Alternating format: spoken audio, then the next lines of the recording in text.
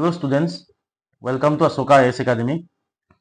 So আজি আমি চাম আপোনালোকৰ টেটৰ আমি এটা কোৰ্স চলাই আছিলো যোনটো পাৰ্ট 1 টো আমি কৰাইলো ফ্ৰী ডেমো ক্লাছৰ টেটৰ আপোনালোকৰ ৰিসেন্টলি যোনটো ভেকেন্সি লৈছে graduate teacher plus post graduate টিচাৰৰ কাৰণে যোনটো more than 8000 প্লাস ভেকেন্সি ওলাইছে তাৰ আসাম এণ্ড ইটস পিপলৰ পোৰ্শন কোনৰ আমি এটা ডেমো ক্লাছ আপোনালোকৰ কৰালো আজি ইয়াৰ পাৰ্ট 2 টো আছে সো যদি আপোনালোকে পাৰ্ট 1 টো চোৱা নাই যোনে নাই চোৱা আপোনালোকে গৈ পেলাই পাৰ্ট 1 টো চাই ল'ব তাৰপিছত পাৰ্ট 2 খিনি আহিব পাৰ্ট 2 ত আমি এটো কন্টিনিউ কৰিছো তো আহক আমি কন্টিনিউ কৰো ফাৰ্স্ট আসামিজ ট্ৰান্সলেটৰ অফ ৰামায়ণখন প্ৰথম অসমীয়ালৈ ট্ৰান্সলেট কোনে কৰিছিলে Madhav Kandali first Assamese short story প্ৰথম অসমীয়া শৰ্ট ষ্টৰী খন নাম কি আছিল হেউতি কাৰ কোনে লিখিছিল Lakshminath Bezbaroa first Assamese publish novel প্ৰথম অসমীয়াত পাবলিশ হোৱা নভেলখন নাম কি আছিল লাহোৰী তো লাহোৰী কেতিয়া পাবলিশ হৈছিল 1892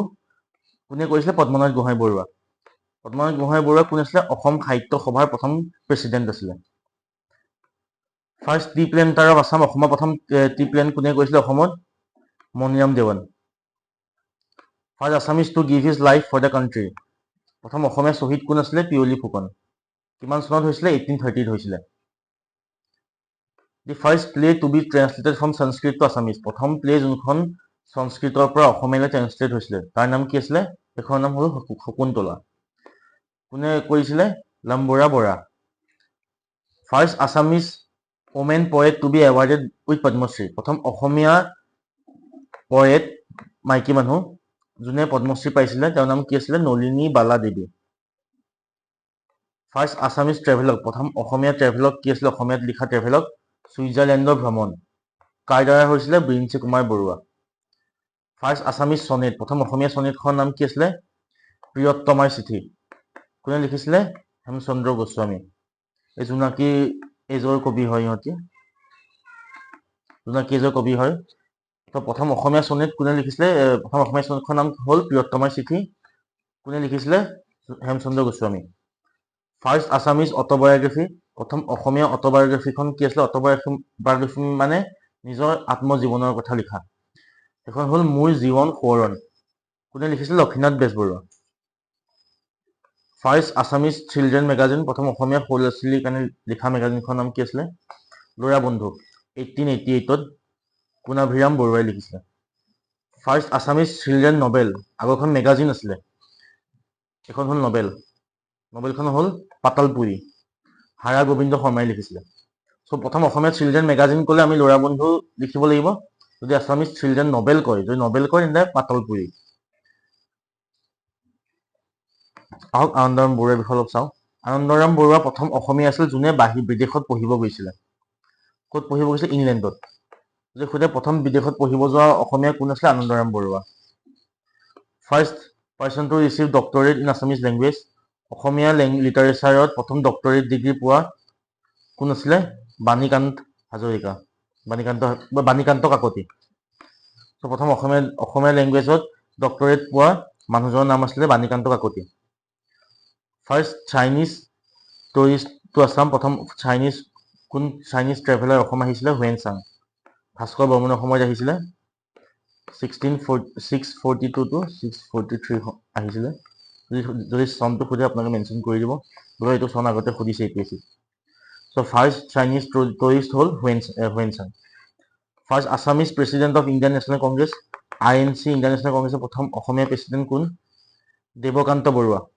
তো দেৱকান্ত বৰুৱা ইমাৰ্জেন্সি সময়ত ইমাৰ্জেন্সি কেতিয়া আছিল 1975 সো ইমাৰ্জেন্সি সময়ত তেওঁ প্ৰথম প্ৰেসিডেন্ট আছিল ইণ্ডিয়ান নেশ্যনেল কংগ্ৰেছৰ কিন্তু সেইখন প্ৰেসিডেন্ট ইণ্ডিয়াৰ প্ৰেসিডেন্ট হেতু সময়ত কোন আছিল ফখৰুদ্দিন আলী আহমেদ লাষ্ট আমি পাৰ্ট 1 ত কৰাইছো ফখৰুদ্দিন আলী আহমেদ অসমৰ আছিল যদি খুদে প্ৰথম অসমৰ প্ৰেসিডেন্ট কোন ইণ্ডিয়াৰ প্ৰেসিডেন্ট ফখৰুদ্দিন আলী আহমেদ ইণ্ডিয়াৰ প্ৰেসিডেন্ট আছিল হি ওয়াজ ফ্ৰম আসাম আৰু যদি খুদে ইণ্ডিয়ান নেশ্যনেল কংগ্ৰেছৰ প্ৰেসিডেন্ট দেৱকান্ত বৰুৱা দুইজন ইমাৰ্জেন্সি সময়তে প্ৰেসিডেন্ট হৈ আছিল ফখৰুদ্দিন আলী আহমেদ ইণ্ডিয়াৰ প্ৰেসিডেন্ট আছিল আৰু দেৱকান্ত বৰুৱা ইণ্ডিয়ান নেশ্যনেল কংগ্ৰেছৰ প্ৰেসিডেন্ট হৈ আছিল এই সময়ত first president elected of Assam Pradesh Congress committee Asom Pradesh Congress কমিটিৰ প্ৰথম প্ৰেসিডেন্ট কোন আছিল Kuladhar Chaliha first Assamese to receive Padma Bhushan, প্ৰথম কোন অসমীয়া পদ্মভূষণ পাইছিলে?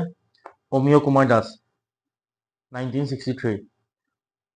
First bridge on river Brahmaputra, ব্ৰহ্মপুত্ৰৰ ওপৰত প্ৰথমখন বনোৱা দলংখন নাম কি আছিলে? শৰাইঘাট, 1962 বনিছিলে।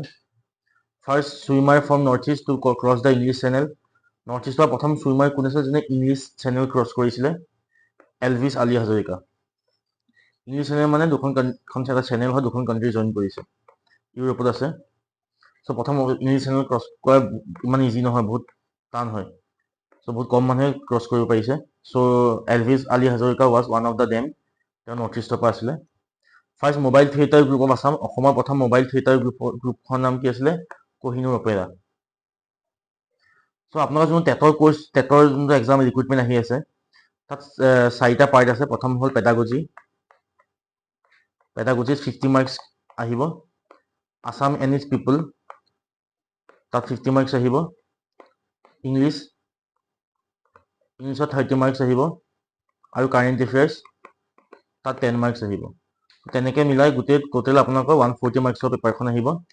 চ' সেই গোটেইখিনি আমাৰ আশোকা IAS একাডেমি এটা কেছ কৰ্চ চলি আছে, কেছ কৰ্চ ষ্টাৰ্ট হৈছে, তাত আমাৰ গোটেইখিনি কভাৰ কৰা হ'ব। চ' যদি আপোনালোকে ইণ্টাৰেষ্টেড হয়, এতিয়া আপোনালোকে ডিছকাউণ্ট দিব, ডিছকাউণ্ট চলি আছে এতিয়া। যদি আপোনালোকে ইণ্টাৰেষ্টেড হয়, আপোনালোকে কণ্টেক্ট কৰিব। আহক আমি কণ্টিনিউ কৰোঁ এতিয়া। So' father of Assamese mobile theatre, অসমীয়া মোবাইল থিয়েটাৰৰ ফাদাৰ কাক কয়? Achyut Lahkar. First Assamese commercial mobile theatre, প্ৰথম অসমীয়া commercial mobile theatre Nataraj theatre. সেইখন অপেৰা, নটৰাজ অপেৰাখনেই আছিলে, সেইটো ৰিএষ্টাব্লিছ কৰি পেলাই কমাৰ্চিয়েললৈ কনভাৰ্ট কৰি দিছিলে নটৰাজ থিয়েটাৰ বুলি, অচ্যুত লহকৰে। কিমান চনত? 1963। First Assamese to climb mount Everest, প্ৰথম কোন অসমীয়া মাউণ্ট এভাৰেষ্ট ক্লাইম্ব কৰিছিলে? তৰুণ শইকীয়া। চ' এইখিনি আছিল আজি পাৰ্ট 2ত। আশা কৰিছোঁ, থেংক ইউ ষ্টুডেণ্টছ, আশা কৰিছোঁ আপোনালোকে বুজি পালে এইখিনি। Thank U.